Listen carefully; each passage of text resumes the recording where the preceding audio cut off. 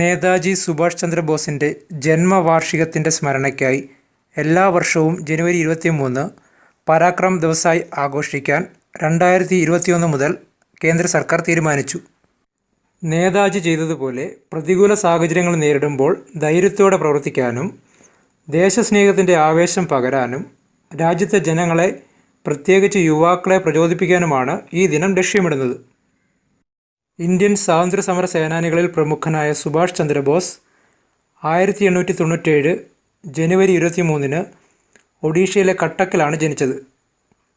Indian national army അഥവാ ആസാദ് ഹിന്ദ് ഫൗജ് എന്ന സൈന്യത്തിന് അദ്ദേഹം രൂപം നൽകി.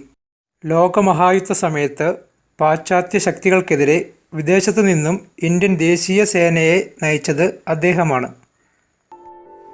ഈ അറിവുകൾ നിങ്ങൾക്കിഷ്ടമായാൽ ലൈക്ക് ചെയ്യുക, മറ്റുള്ളവരിലേക്ക് ഷെയർ ചെയ്യുക. ഇതുപോലുള്ള പുതിയ അറിവുകൾക്കായി ഈ ചാനൽ സബ്സ്ക്രൈബ് ചെയ്യുക. കൂടാതെ നിങ്ങളുടെ അഭിപ്രായങ്ങളും നിർദ്ദേശങ്ങളും വീഡിയോയ്ക്ക് താഴെ കമൻറ്റ് ചെയ്യുക.